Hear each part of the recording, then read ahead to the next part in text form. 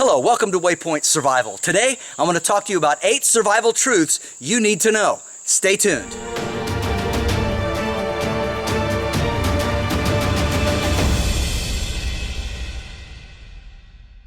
We're out here by one of the side creeks on our property. And as we're walking around and looking and thinking about the things that we might face in a survival situation, there are several items that are good to remember that will help you. These are survival maxims or survival truths that I teach in my classes and I talk about with my friends as well as people that come to me for training. I've got my clipboard with me so that I can remember all my notes, make sure I get everything right for you. Number 1, fire is hardest to start when you need it the most. It's one of the reasons why we really focus, especially in our Phase 1 class, on becoming really good at fire starting. It's one of those things that you just really can't do without in a survival situation. Fire is a multi-tool. There's so many things you can do with it, and it's something that you definitely need to master. But you need to learn to practice in various weather conditions. Right now it's August, and it's been dry for a while. It's dry in a lot of the United States. And because of that, it's pretty easy to start a fire. And you don't have to really struggle with it. Dry tinders everywhere. But when adverse conditions happen, such as after it's been raining for several days or in the wintertime, especially in our part of the country here in southern Ohio, where our winters are just cold and damp.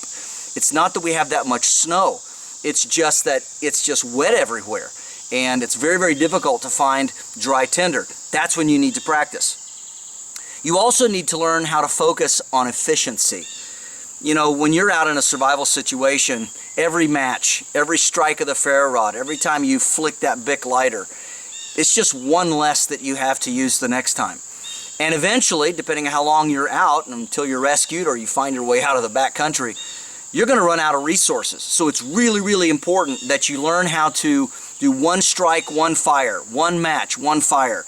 Make sure that you spare the gas in that lighter, that it lasts as long as possible. And of course, the more efficient you get at it, the better you are. Of course, this is conservation of resources. So again, to reiterate on point 1, fire is hardest to start when you need it the most. Number 2, it's easier to take shelter than it is to make shelter. This is something that can't be overemphasized. You know, there's a lot of people who like to get out there and like to practice their primitive survival skills, and that's all well and good. And we can look at our ancestors, we can look back at the Native Americans and different native peoples, indigenous peoples that lived around the world, and they got really good at building shelters. But you have to remember that many of them were tribes, and they had many people involved. It wasn't just one person trying to do it, or one family.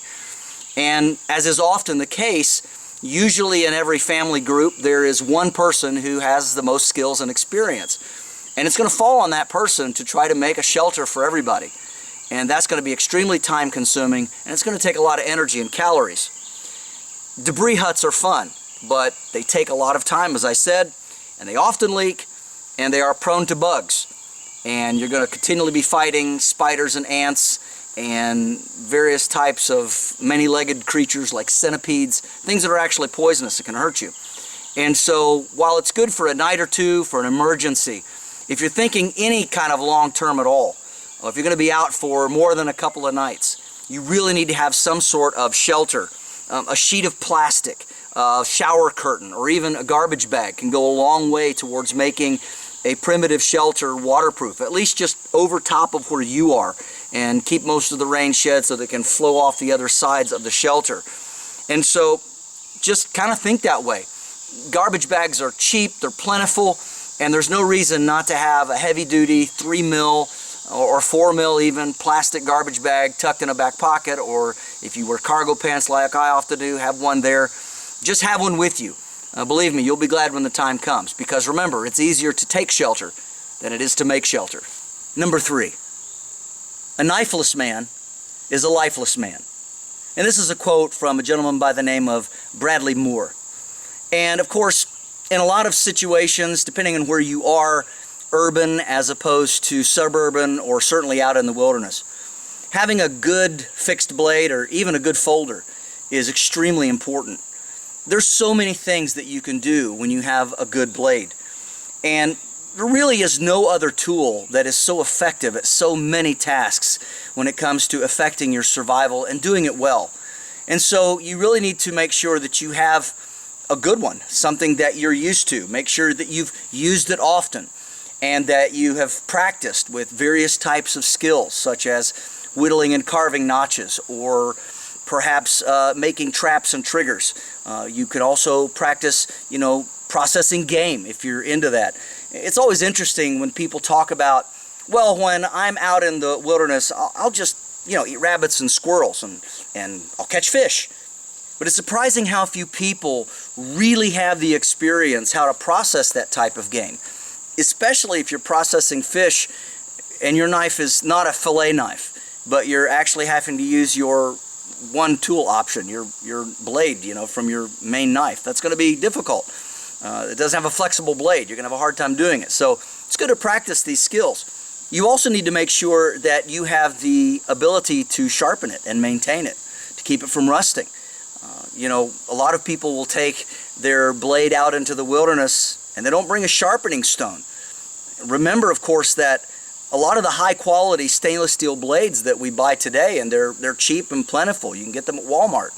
There's some pretty good blades being sold there. Some of the machine-made, off-the-shelf blades we buy today are better than the custom-made ones from 100 years ago, because our metallurgy has improved, and so they got really good steels. However, a lot of them cannot be sharpened unless you have a diamond hone of some sort. And so that's something you need to remember. Make sure that you have what you need to sharpen and maintain it out in the field, as well as to keep it from rusting, keep it lubricated.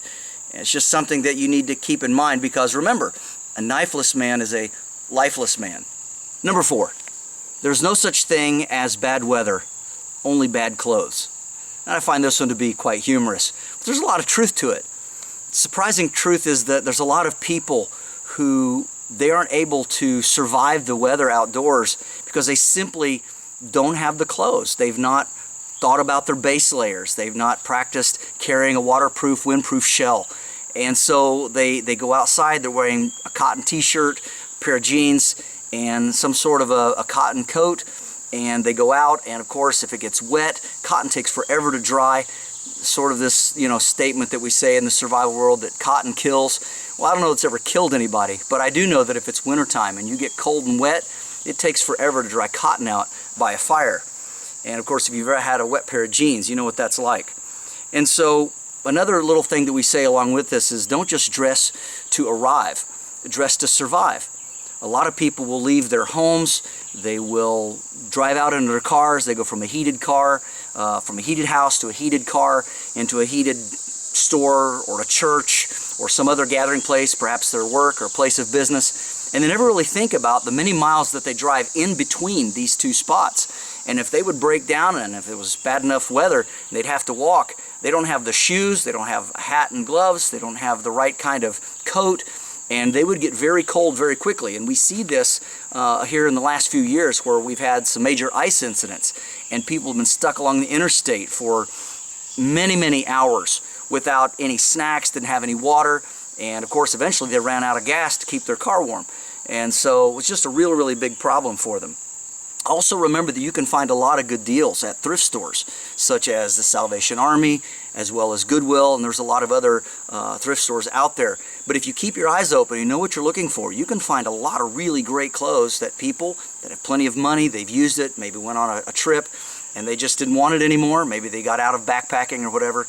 And you can find some name brand stuff. You can find things that are made out of wool, a lot of wool sweaters and jackets and pullovers and things like that, as well as a lot of great thermal underwear that you can find for really cheap prices. I get it for normally $5 to $7 depending on who's pricing the items, and that's a really good savings, so keep that in mind, because remember, there's no such thing as bad weather, only bad clothes. Number 5 comes from my good friend Dave Canterbury, and he says this, or he said this a few years ago, and I wrote it down because it was so worth remembering.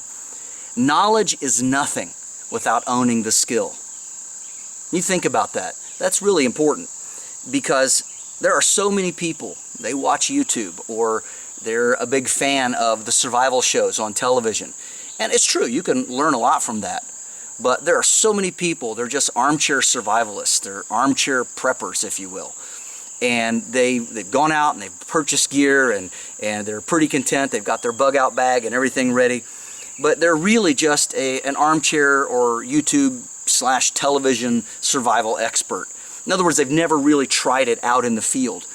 And there's no substitute for getting actual dirt time. You need to take your gear, you need to get out there, you need to practice, and you need to remember that knowledge is nothing without owning the skill. There's no substitute for actually mastering the skill, knowing what you're doing. And again, as Dave Canterbury has said before, do it until you can't do it wrong. So remember, again, knowledge is nothing without owning the skill. Number 6, light-duty gear won't survive hard use. Now, I'm a big fan of Sil Nylon and all kinds of amazing products that we've come up with in the last few years. I mean, really, the last 20 to 30 years has been amazing for backpacking and gear products. But remember that most of this is designed and sold to people. They are weekend campers or hobbyists, or they're people who are hiking the Pacific Crest Trail or the Appalachian Trail. And there's nothing wrong with going lightweight and going fast. But when you're talking about survival, most of this gear is just not going to hold up long term. And if you purchase this, and people of course are always price conscious, and there's nothing wrong with that, but you can purchase some really good heavy duty gear at relatively inexpensive prices compared to how much some of the new stuff costs. For instance, one of those old closed cell foam mattresses like you can get at military stores, they're just a few dollars. They don't cost a lot, but they'll never pop, and you can use them in all kinds of situations. So that's something to definitely keep in mind. Also, canvas and leather, steel and brass is not only heavy duty, but it's also field repairable. A lot of the old gear was made so that you could fix it. And so if you've got some heavy duty cord or thread and a canvas needle, some heavy duty Glover's needle for instance, you can repair a lot of those older school items. And so I'm not just talking about stuff that's 70, 80, 100 years old. I'm talking about modern made things made from wax canvas, as well as a lot of your surplus military gear. Remember, that stuff is made to hold up under combat use when men and women do not have the opportunity to just go back to the PX and resupply anytime they feel like it. It has to last, it has to work, it has to be durable. And that stuff's been field tested by literally hundreds of thousands, if not millions of soldiers across decades. So honestly, you can't hardly go wrong using older military surplus. It really works well. Number 7, when a crisis occurs, you're never going to rise to the level of your expectation. You'll always fall to the level of your training. There's a lot of people that they intend to take a survival course or a first aid course, and they just keep putting it off. Maybe it's the money, maybe it's the time. And remember, we prioritize, we do the things that are important to us. There's a lot of people that when a crisis occurs, they're going to wish that they had spent that time training and getting ready. And there's really no substitute for training. What is your plan B after all? If what you're doing right now doesn't work, do you have enough skills? Do you have enough experience? Do you have enough gear? Do you know how to make your own gear if what you have fails you? And so, do you have any training? Or have you only trained in good weather, for instance? Because there's a lot of people that, you know, it's raining, it's cold, it's snowy, it's icy, it's uncomfortable. But like the old saying is, if it ain't raining, we ain't training. There's some truth to that, because again, if you can do it in really bad weather, then good weather is going to be no problem at all for you. Also, remember, don't try to be a hero. Just try to be there for the people that you love and you care about, the people in your group, and do your best to keep it safe. Survival is not about taking risks, because remember, there's enough risk out there. You're just trying to make it home. You're trying to get back to your loved ones.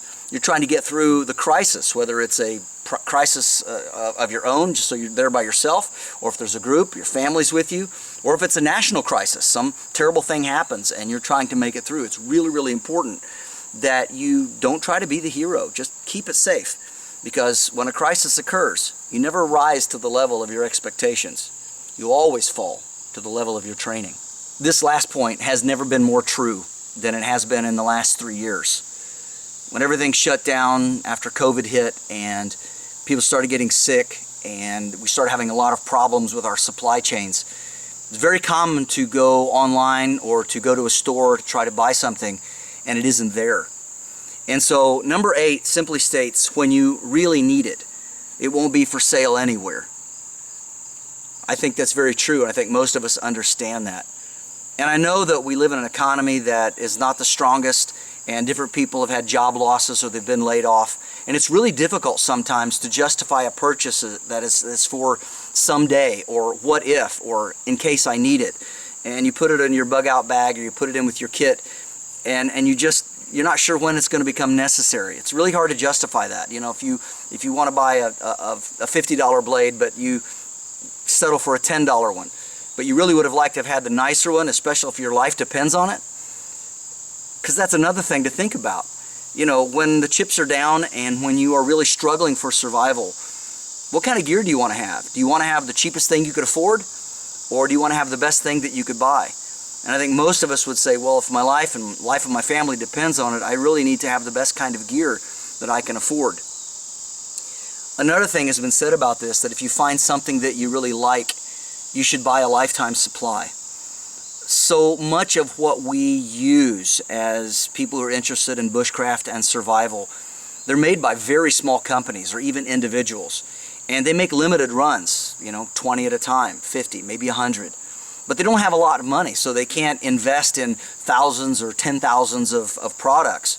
And so when you find something that you really like, and maybe you've used it for a month or two, and you're like, man, this is like my favorite new haversack, my favorite new bag. A good example are the haversacks and bags that Blackie Thomas is selling right now. Blackie's a wonderful guy, but he's like all of us, he's human. I think of our good friend Dan Lutz, who was selling the Lutz Skinner from his many, many years as a professional hunter and trapper. And he passed on during COVID. And those blades are no longer available, and I meant to get one and I didn't. And I don't know if they'll ever be available again. And so those are the things that we need to think about.